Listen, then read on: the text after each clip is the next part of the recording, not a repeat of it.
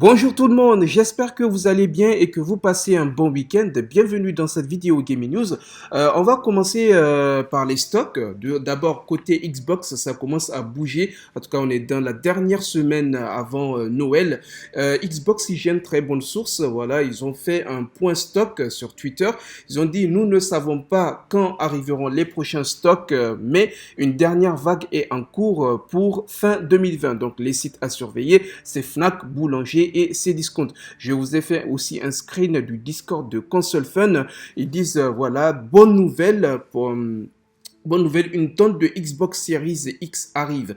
Des livraisons sont prévues pour le 21 et le 22 décembre au Amazon France et pas moins de 1500 pièces et encore ça peut être plus.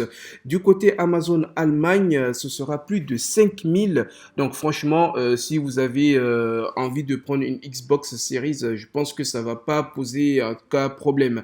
Par contre, du côté de PS5, ils avaient dit qu'il y aura, ils avaient regardé qu'il y avait plus de 1000 pièces, je pense, mais que pour l'instant, rien n'a bougé. Donc, je pense que c'est entre Amazon, Allemagne ou Espagne. Du coup, moi, je sais pas, je pense que Microsoft, ils sont plus organisés par rapport à Sony. Je sais pas, moi, c'est l'impression que j'ai. Et dites-moi si, est-ce que ça vous fait craquer? Est-ce que vous avez envie de prendre la Xbox ou bien vous allez quand même patienter pour avoir la PS5. Je rappelle aussi, la pénurie, elle va continuer jusqu'en avril 2021. Allez, on passe à Cyberpunk. Vous savez qu'il y a eu pas mal de soucis qui fait couler beaucoup d'encre. Donc, du côté de PlayStation, que Xbox aussi, ils ont fait un gros patch qui est arrivé, c'est le patch 1.05 qui permet normalement de régler pas mal de soucis, voilà, qui est disponible même aujourd'hui et il va arriver bientôt aussi sur PC, sauf que malgré toutes les améliorations et ainsi de suite qui ont été annoncées, on voit que jusqu'à présent ce n'est pas réglé, il y a encore des problèmes, ça crache sur PS4 et PS5 et voilà, en tout cas Sony a dit tant que ce problème il n'a pas été réglé, le jeu il va pas revenir sur le PS Store. Et d'ailleurs, le remboursement aussi est disponible pour Xbox. Ghost of Tsushima aussi a reçu un patch 1.18. C'est une autre mise à jour que vous pouvez télécharger maintenant sur PS4 et PS5 via rétrocompatibilité. Donc le patch 1.18, il corrige certains nombres de bugs mineurs et tout en réglant des problèmes potentiels soulevés par ceux qui aiment le mode multijoueur légende.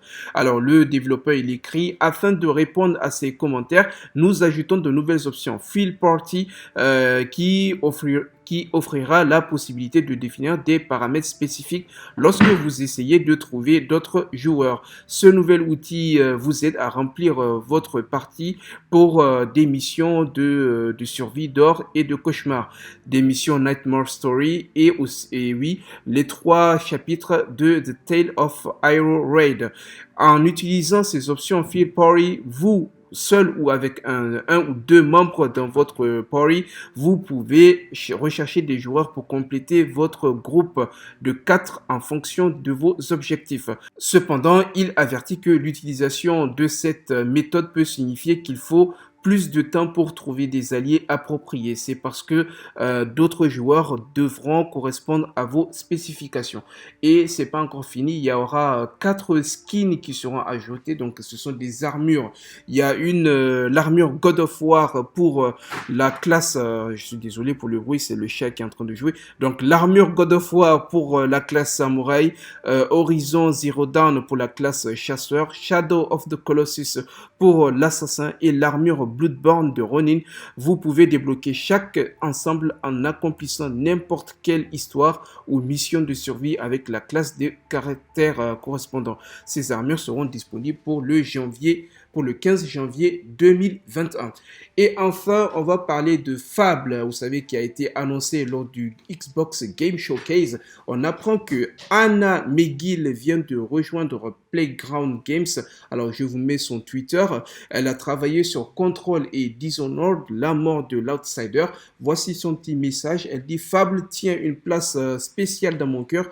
La licence est arrivée l'année où j'ai commencé dans le développement et c'est le premier jeu auquel j'ai joué avec un œil de développeur. J'ai adoré comprendre le comment et le pourquoi de mes choix et voir l'impact que j'avais sur les PNJ autour de moi. Cependant, elle disait qu'au début, elle n'était pas vraiment rassurée du projet, mais la vision de l'équipe était enthousiasmante et rassurante. Voilà pourquoi donc elle travaille dessus. Voici donc ce que je pourrais vous dire dans cette vidéo. J'espère qu'elle vous aura plu. Si c'est le cas, on n'oublie pas les petits pouces bleus, les abonnements, les commentaires. J'attends surtout votre réaction concernant les stocks. Est-ce que vous avez envie de prendre une Xbox parce que voilà, l'attente au niveau de la PS5, c'est pas du tout facile. En fait, je sais pas vraiment si le problème vient de Sony ou bien des revendeurs. Il y en a qui disent aussi qu'ils ont pu choper la PS5 en magasin. Chacun a une expérience différente. En tout cas, les Xbox, j'ai l'impression que c'est plus organisé. Il y a du stock en permanence, en tout cas, qui arrive. N'hésitez pas vous à me dire ce que vous en pensez. Sur ce, on se dit à la prochaine. Il n'y aura pas de live aujourd'hui, c'est le week-end. Je vais me poser aussi. Je pense qu'on va faire les lives juste pendant la semaine, soit du lundi au vendredi. Allez, sur ce, je vous souhaite de passer un bon week-end et nous, on se dit à la prochaine. Salut!